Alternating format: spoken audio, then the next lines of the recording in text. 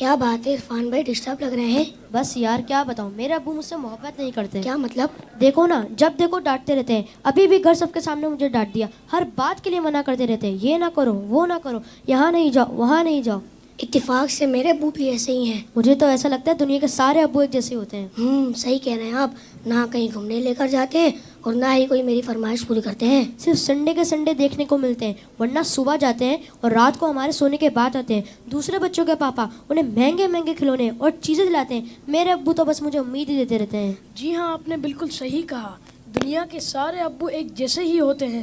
وہ خود سے زیادہ اپنے بچوں اور فیملی کا خیال رکھتے ہیں. کیا آپ نے کبھی یہ سوچا کہ کیا ان کا دل نہیں کرتا ہوگا کہ وہ بھی گھر میں رہیں، سکون سے بیٹھ کر آرام کریں؟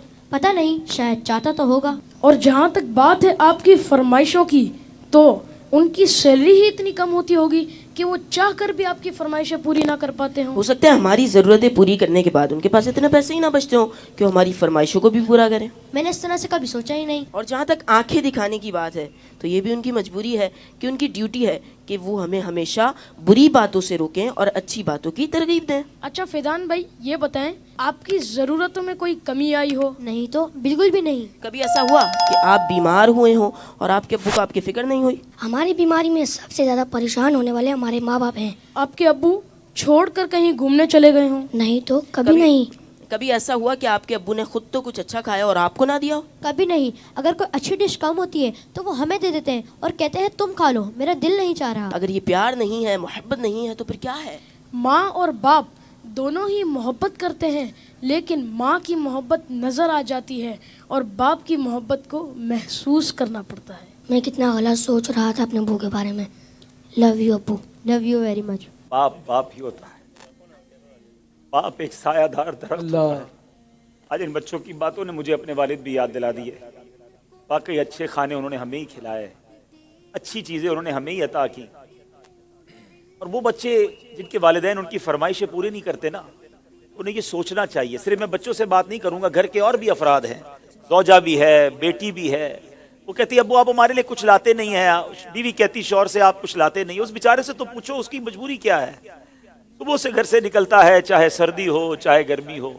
کوئی موٹر سائیکل پر جاتا ہے، کوئی بس پہ بیٹھ کے جاتا ہے، کوئی دو بسیں بدل کے جاتا ہے، بارش میں بھی جاتا ہے. کیوں جاتا ہے؟ کہ چھٹی کروں گا تو تنخواہ کم ہو جائے گی. تنخواہ کم ہو جائے گی تو بچوں کو کیسے پورا کروں گا؟ اسکول کی فیس بھی دینی ہے، بچوں کے لیے کپڑے بھی لانے ہیں، کھانا بھی وقت پر لانا ہے. ہر چیز ہمیں تیار ملتی ہے. اس کی سورس کون ہے؟ وہ سورس ہمارے والد ہیں. اور بہت پیاری بات اس بچے نے کہی کہ ماں کا پیار تو نظر آتا ہے، والد کا پیار محسوس کرنا پڑتا ہے. پوچھو ان سے جن کا باپ چلا گیا. والد ایک سایہ دار درخت ہے. کبھی درخت کو دیکھا ہے آپ نے؟ اس کے اوپر کے پتے گرم ہوتے ہیں، وہ ساری دھوپ اپنے اوپر سہ لیتا ہے اور اس کے نیچے اپنے بچوں کو چھاؤں دیتا ہے. اگر لوگ بعض اوقات اپنے والد کی قدر نہیں کرتے، اپنے والد سے الجھتے ہیں، اپنے والد کو برا بھلا کہتے ہیں، یاد رکھیے میرے آقا فرماتے ہیں، اس کا مضمون یہ ہے کہ والد کی رضا میں اللہ کی رضا ہے اور والد کی ناراضی میں اللہ کی ناراضی ہے. کبھی اپنے باپ کو ناراض مت کرنا. اگر وہ بوڑھے ہو گئے ہیں تو اب تمہاری باری آئی ہے، ان کی خدمت کرو. انہیں یہ احساس دلاؤ کہ اب میری باری ہے آپ کی خدمت کرنے کی. ہم اپنی ماں کو تو کہہ بیٹھتے کہ ماں میں تم سے بہت پیار کرتا ہوں. میں ساری دنیا کے بچوں سے پوچھتا ہوں کہ کب اپنے باپ کو کہا تھا کہ ابو آئی لو یو، والد صاحب میں آپ سے بہت پیار کرتا ہوں. آپ دنیا میں آج میں جو کچھ ہوں ابا جان میں آپ کی وجہ سے ہوں. یہاں تک پہنچایا مجھے آپ نے ہے. ارے جس نے انگلی پکڑ کر چلانا سکھایا، جس نے ہر مشکل میں کہا گھبرانا نہیں، میں تمہارے ساتھ ہوں. کہیں پھنس جاتا تھا تو ابو کے پاس آتا تھا، وہ کہتے بیٹا میں سنبھال لوں گا. اب وہ جب چلے گئے اب پتہ چلتا ہے کہ کون ہے جو سنبھالے گا. بچپن اور بڑھاپا برابر ہوتا ہے. جب ہم چھوٹے تھے ہم نے بڑی ضدیں کی، ہم نے بہت اپنی باتیں منوائیں. اب سمجھو والد صاحب کا جب بڑھاپا آ گیا تو میں نے ان کی باتیں ماننی ہیں. ان کی غصے کو برا نہیں ماننا، ان کے ٹوکنے کو برا نہیں ماننا. کبھی باپ کا دل مت دکھانا. یہ مت کہنا کہ آپ کو نہیں معلوم.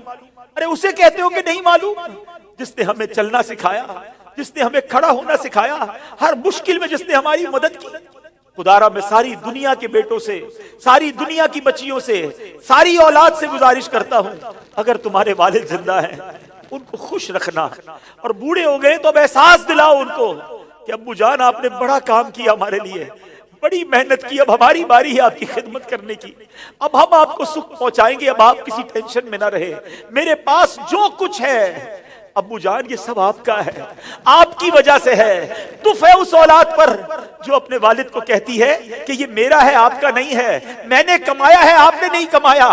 یہ کبھی مت کہنا میرے پاس جو کچھ ہے، جو شرافت ہے، جو عزت ہے، جو دولت ہے، وہ سب کچھ ماں باپ کی وجہ سے ہے، وہ والد کی وجہ سے بالخصوص ہے۔ اپنے والد کو بڑھاپے میں خوشی دینا، اور جن کے ماں باپ چلے گئے اب ان کے لیے خوب ایصال ثواب کرے، ان کی قبر پر جایا کرے، وہاں دعائیں کیا کرے، بڑی پیاری دعا ہے۔ آؤ آخر میں مل کر ہاتھ اٹھائیے، اپنے ماں باپ کے لیے جو قرآنی دعا ہے وہ کرتے ہیں۔ اللہم ارحمہما کما ربیانی صغیرا، اے اللہ ہمارے ماں باپ پر رحم فرما جیسا انہوں نے بچپن میں ہم پر رحم فرمایا۔ جن کے ماں باپ زندہ ہے مولا ان کو حیاتی عطا فرما، صحت عطا فرما، نیکیوں والی طویل زندگی عطا فرما، اور جن کے ماں باپ چلے گئے اے اللہ ان کی قبروں کو جنت کا باغ بنا دے، ان کی بے حساب مغفرت فرما۔ تیرے دربار میں ہم دعا کرتے ہیں، انہوں نے ہم پر بڑی مہربانیاں کی ہیں، تو ہمارے ماں باپ پر مہربانی فرما، آمین بجاہ النبی الامین صلی اللہ تعالی علیہ وسلم۔ میں ان بچوں کا شکریہ ادا کرتا ہوں، امید ہے کہ آج آپ کے اس سیگمنٹ کی وجہ سے کئی بیٹے اپنے ماں باپ بالخصوص والد کے قریب ہو جائیں گے۔ اگر کسی نے باپ کا دل دکھایا ہے آج ہی جا کے معافی مانگ لو، ان کے پیر پکڑ لو، کیونکہ والد راضی تو رب راضی، والد ناراض تو رب ناراض۔